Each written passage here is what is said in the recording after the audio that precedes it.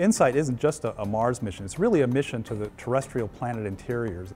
The rocky planets, or we call them terrestrial planets, are the small planets of the inner solar system that are a lot like the Earth. So Mars is kind of the Goldilocks planets. It's not too big, it's not too small, it's just right. If it was too big, it would have retained a lot of activity and erased all the evidence that we're looking for. If it was too small, it never would have undergone the same processes that form the Earth, and so it's really just right. Mars will give us this insight into early planet formation and early planetary processes. Understanding the details of the structure of the interior of Mars will allow us to address questions of planetary formation that we've only been able to guess at before.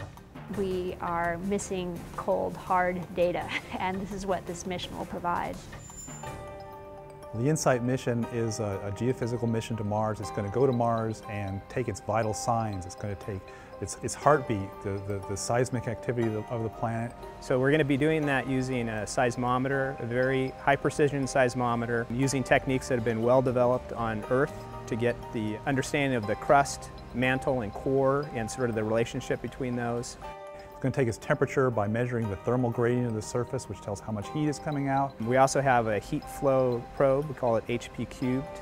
And what that does is it's going to basically take the temperature of Mars, and from that it'll be able to understand what the thermal flux is over the course of a full Martian year. And it's going to sort of measure its reflexes by looking at how the rotation wobbles with the tidal effects of the sun. Our final experiment is called RISE, and that's going to be looking at basically the wobble of Mars to help understand what the core size may be in composition.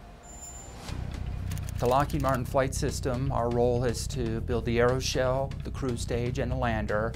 All three of those have extremely high heritage from Phoenix. 20 meters, 50 meters, standing by for touchdown. Touchdown signal detected. Landing it. Landing it sequence initiated.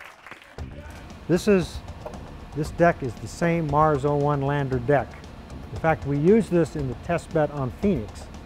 So it will be reconfigured for InSight because we have different instruments. We have the wind and thermal shield, the seismometer, and the heat probe. But other than that, it's basically the same deck. It's an advantage for us to use heritage designs because we're familiar with them, we've tested them, we've qualified them, they worked successfully on the surface of Mars. We have a really big head start. A lot of things have come together to make it possible to learn a great deal about the interior of Mars from a seismometer. We used to think we needed 4 or 10 stations on Mars, but we know that we'll be able to get a lot of that same information from a single station. So we have Kness that's building our seismometer that's been under development for many, many years. And we're fully confident that they're going to be able to deliver a quality product on schedule. InSight will be the first mission to deploy a geophysical observatory on Mars. About 40 years after Viking, it will reopen the case of Mars seismology.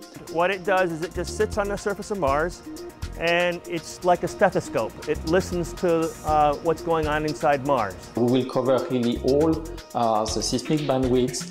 We will be able, with this signal, to get information on the interior of the planet.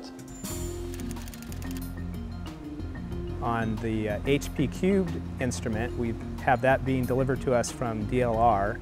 That also has been under development for many years. And what this probe does is it penetrates into the subsurface up to 5 meters. On its way, it measures the thermal conductivity. We're very comfortable with all the testing that we've done to show that the mole can actually penetrate through the Mars regolith and get into the surface. We have a test bed that we've set up. We've run multiple different types of tests through different types of material to gain confidence in our ability to penetrate to the level that we need to penetrate to get our science return. The basic mantra of our flight system design is low risk, and with that is low cost risk. We've been to Mars before with the JPL Lockheed Martin team. We've been to the surface of Mars before successfully with Phoenix. We know how to operate the arm.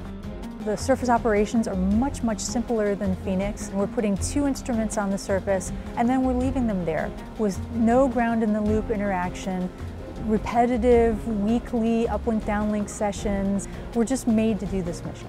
The heritage for InSight extends way past just the flight system and the hardware. It extends to the personnel, the processes, the tools that we've developed, and so forth. With one spacecraft on a Discovery budget, we're really going to be able to do the science that for the last 20 years we thought would cost at least $1 billion to $1.5 billion and require 3 or 4 spacecraft. We have very robust margins built into InSight. 50% margin on our instrument deployment timeline. We have 50% margin on our science data collection. We have 500% margin on our daily data volume. We're in good shape. Well, I think this mission is going to generate a lot of excitement. We're already connecting to the public through Twitter, Facebook, and on the web. We're going to be working with educators to put Marsquake data in the hands of the kids to actually work with it as part of their earth science curriculum and get an angle on planetary science at the same time. We've got the right expertise and knowledge to run this mission. We're going to be ready for launch in 2016. Within 6 months, we'll be landing on the planet and immediately bringing back our science. It's going to be a great mission.